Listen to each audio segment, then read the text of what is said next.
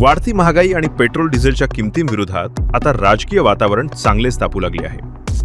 रायगड जिल्हा काँग्रेसच्या वतीनं अलिबागमध्ये केंद्र सरकार विरोधात एक अत्यंत अनोखे जनआंदोलन करण्यात आले.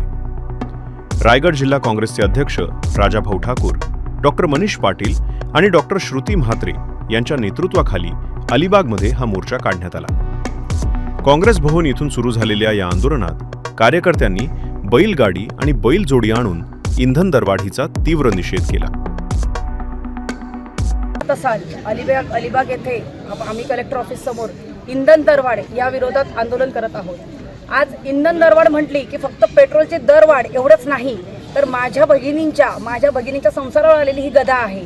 आज त्यांची चिंता वाढत आहे की आज माझ्या लेकराला मी आज डबा बनवून देते, उद्या बनवून देणार आहे की नाही. आज तिच्या मुलाची चिंता वाढत आहे की मी आज रोजगार आहे, आज मी कामाला जातोय तर मला नोकरी मिळणार आहे की नाही. मग तिला नवऱ्याची चिंता लागलेली आहे की माझा नवरा आज कामाला जातोय, त्याला पूर्ण पगार मिळणार आहे की नाही.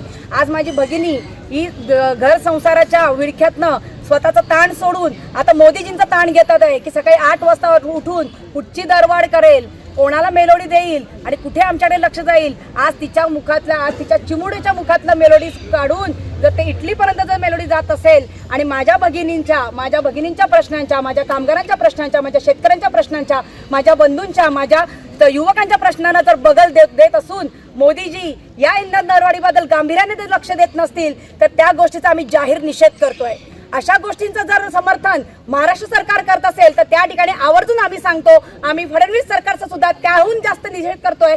कारण का आज महाराष्ट्र हे औद्योगिकरणाचं क्षेत्र आहे. अशा ठिकाणी जर बाहेरून येणाऱ्या कामगाराला जर गॅस मिळत नसेल तर तो पोटा पाण्यासाठी काय करेल, तो पुन्हा एकदा जाईल. आज आपण पाहिलं या ठिकाणी माझे 2 बंधू राजाभाऊ आणि डॉक्टर मनीष यांनी सांगितलेलं आहे की आज आपलं युग हे प्रगत युगाकडे न जाता अश्मयुगाकडे जात आहे. आणि अशा वेळेला जर अशा पद्धतीची प्रगती जर मोदी सकाळी 8 वाजता मन की बात सांगत असेल तर मला त्या गोष्टीचा खेद वाटतो की माझ्या महिला भगिनींच्या, माझ्या कामगारांच्या, माझ्या युवकांच्या मनातली गोष्ट जर ते ऐकत नसतील तर मी आपल्या सर्वांच्या माध्यमातून आव्हान करते की सर्वांनी त्यांच्या मन की बातचा जाहीर निषेध केला पाहिजे. आपल्या माध्यमातून एवढंच सांगते की मोदीजी जागे व्हा, जनता तुम्हाला सोडणार नाही. आणि फडणवीस सरकारला एवढंच सांगेन की महाराष्ट्रातली जनता ही सजग आहे आणि जागरूक आहे. देशभरामध्ये इंधन दरवाढ होत चाललेली आहे. गेल्या 15 दिवसात जवळजवळ 9 ते 10 रुपयांनी डिझेल आणि पेट्रोल महागलेलं आहे.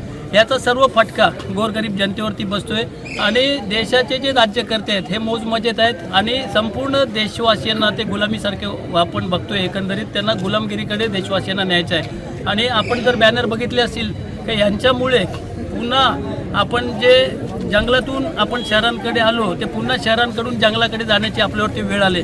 कारण इंधन मिळत नाही आहे, गॅस सिलेंडरचा तुटवडा आहे, पेट्रोल पंपावरती गेल्यावरती पेट्रोल मिळत नाही आहे, डिझेलसाठी गेल्यावरती डिझेलला भल्या रांगा आहेत, शेतकऱ्यांना डिझेल मिळत नाही, कोळी बांधवांना डिझेल मिळत नाही. आणि हे सर्व करत असताना हे सरकार मस्तपैकी मगरमस्त होऊन ते आरामात सर्व त्यांचं चाललेलं आहे. आणि अशा या भाजप सरकारच्या विरोधात आम्ही पूर्ण आमचे नेते सन्माननीय राहुलजी गांधी खरगे साहेब, प्रियांका दिदी असतील आणि हर्षवर्धनजी सपकाळ साहेब असतील यांच्या मार्गदर्शनाने देशभरात हे सर्व जे इंधन दरवाढ आहे त्याच्या विरोधात, त्याच पद्धतीने हे जे आपल्या मुलांच्या भवितव्याशी खेळत आहेत, नीटच्या परीक्षा झाल्या त्याचे पेपर यांनी फोडले, जे धर्मेंद्र प्रधान म्हणून जे मंत्री आहेत यांचा राजीनामा जिथपर्यंत घेतला जाणार नाही तिथपर्यंत आंदोलनं होतील.